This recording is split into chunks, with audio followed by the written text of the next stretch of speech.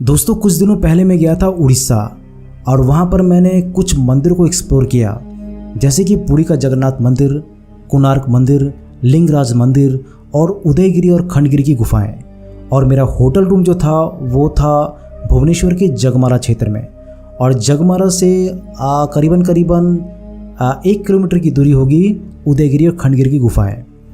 तो मैं जब पुरी का जगन्नाथ मंदिर एक्सप्लोर करके जब मैं वापस लौट रहा था अपने होटल रूम की तरफ, यानी कि भुवनेश्वर के एरिया में, तब बॉर्डर के अंदर घुसते ही मैं एक गांव से होकर गुजर रहा था। तो वहाँ पर मैंने एक चीज़ देखी, मैंने वहाँ पर एक बोर्ड देखा और बोर्ड पर मेरी नज़र पड़ते ही मेरी नज़र जो मानो वहाँ पर एक तरीके से जम गई। उस बोर्ड पर लिखा था 64 योगिनी मंदिर हीरापुर। बस ये देखते ही मैंने अपना फटाक से अपना फ़ोन उठाया और फ़ोन उठाते ही मैंने वहाँ पर सर्च मारा 64 योगिनी मंदिर हीरापुर।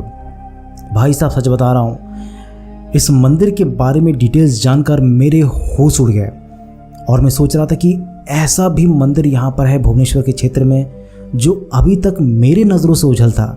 मैंने आज तक कई मंदिर को एक्सप्लोर किया और कई मंदिरों के ऊपर वीडियो बनाया, लेकिन मैं कभी हीरापुर के 64 योगिनी के मंदिर के बारे में कभी सुना भी नहीं था। और मैं वहाँ से चल पड़ा 64 योगिनी मंदिर की तरफ, क्योंकि मंदिर का जो बोर्ड है वहाँ पर एक साइन लगा हुआ था एरो एक गाँव की तरफ जाने का। भाई साहब चलते चलते मैं फ़ोन पर अपना जो है ना वो इस मंदिर के बारे में और रिसर्च कर रहा था, और मैंने देखा कि इस मंदिर का कोई छत नहीं है, और सबसे बड़ी बात है कि ये मंदिर सीधे तौर पर तंत्र साधना से जुड़ा हुआ है। यहाँ पर भयंकर तांत्रिक क्रियाएं होती थी। तो बस और क्या था, ये देखकर मेरे कदम जो है उस गांव की तरफ और स्पीड से बढ़ने लग गया। और लेकिन जब मैं उस गांव से गुजर रहा था तो मैं देखा कि ये गांव थोड़ा सा अजीब सा है, और ऐसा लग रहा था कि मानो ये विलेज यानी गांव शांत तो है लेकिन अंदर अपने कई रहस्यों को समेटे हुए है। और चलते चलते मुझे सामने दिखा 64 योगिनी का वो खूबसूरत और रहस्यमय मंदिर। दोस्तों ऐसा भयंकर तंत्र का मंदिर आपने जीवन में पहले नहीं देखा होगा। दोस्तों मंदिर के गेट से अंदर घुसते ही साइड में आर्कियोलॉजिकल सर्वे ऑफ इंडिया का बोर्ड लगा था, जिसमें इस मंदिर से जुड़ी सारी जानकारियां लिखी थी। जब मैं इस मंदिर के अंदर गया तो मैंने सोचा कि अंदर शायद कोई ना कोई भगवान तो होंगे ही, जैसे कि भगवान विष्णु, शिव और माता लक्ष्मी। लेकिन दोस्तों अंदर घुसते ही मैं शॉक्ड हो गया, क्योंकि अंदर इनमें से कोई भी भगवान नहीं थे। बाहर से ये मंदिर एक गोलाकार आकृति में बना हुआ था और अंदर चारों तरफ दीवार से लगी हुई एक ही शेप और साइज की बड़ी ही अद्भुत और रहस्यमय मूर्ति थी। जब मैंने इन मूर्तियों की काउंटिंग की तो कुल मिलाकर इनकी गिनती 64 थी। थोड़ा रिसर्च करने पर पता चला कि ये मूर्तियाँ 64 योगिनियों की है। मेरे मन में ये सवाल था कि आखिर ये 64 योगिनियाँ हैं कौन। मैंने योगिनियों के बारे में सुना तो था, लेकिन 64 योगिनियों के बारे में मतलब मेरा उतना कुछ आइडिया नहीं है। मैं सोच रहा था क्या ये कोई देवी है या कोई दिव्य शक्ति, क्या इनका संबंध तंत्र साधना से है या कुछ ऐसा अभी भी छुपा हुआ है जो हमें नहीं पता। सबसे अचरज की बात यह है कि इस मंदिर की छत भी नहीं है, सिर्फ खुला आसमान है। लोग कहते हैं ये स्थान ऐसा है जहाँ कभी तंत्र साधनाएं होती थी, जहाँ पर आकाश और पृथ्वी की ऊर्जा का मिलन होता था। कहा जाता है कि यहाँ आज भी कुछ लोगों को अजीब वाइब्रेशंस, एक अलग तरह की शक्ति का एहसास होता है। ये स्थल प्राचीन काल में तांत्रिकों के लिए चुना गया था, क्योंकि यहाँ की मिट्टी और हवा और वातावरण में एक अलग ही प्रकार की ऊर्जा है। आपको ये जानकर हैरानी होगी, पूरे भारत में सिर्फ कुछ ही योगिनी मंदिर बचे हैं और हीरापुर का ये मंदिर उनमें सबसे छोटा है। तो दोस्तों आपकी जानकारी के लिए बता दूं कि कुल 64 योगिनी मंदिर इस भारत में मौजूद है, जिनमें से 3 है मध्य प्रदेश में और 1 है हीरापुर में।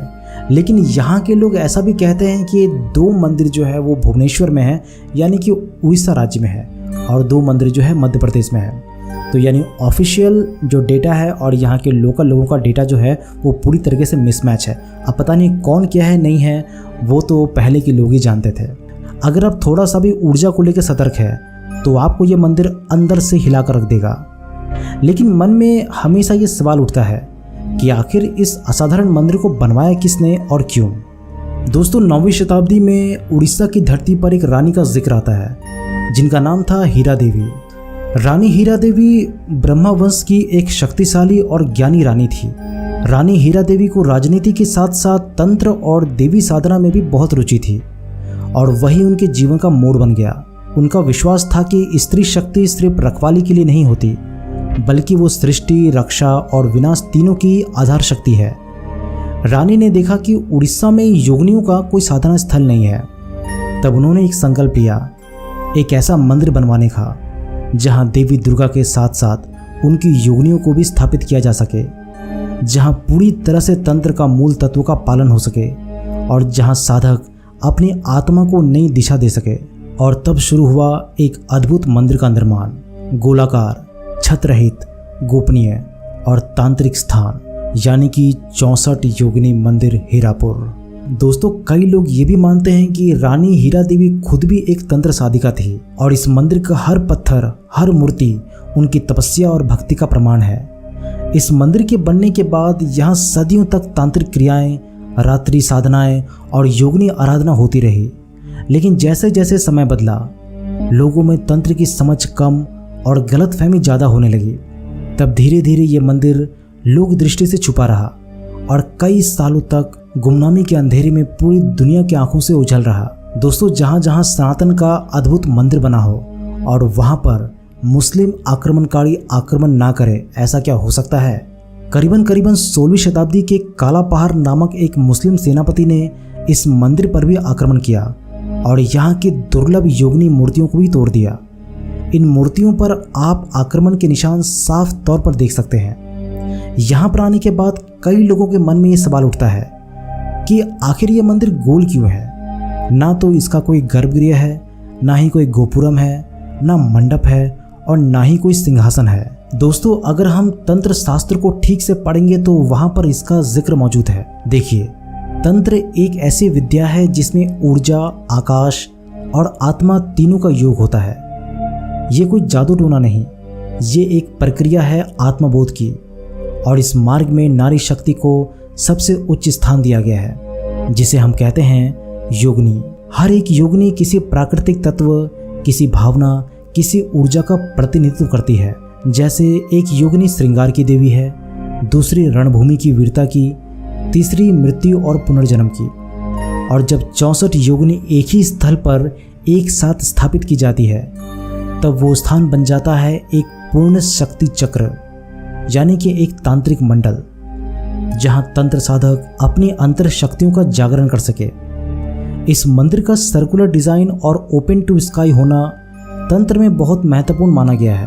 तंत्र कहता है शक्ति को बांधा नहीं जा सकता, उसे बस अनुभव किया जा सकता है। इसीलिए इस मंदिर में कोई छत नहीं है, ताकि आकाश तत्व से साधक सीधे जुड़ सके। दोस्तों, इस सर्कुलर डिजाइन में मूर्तियां ऐसी रखी गई है कि साधक चक्र के मध्य में बैठकर ऊर्जा का आवाहन कर सके।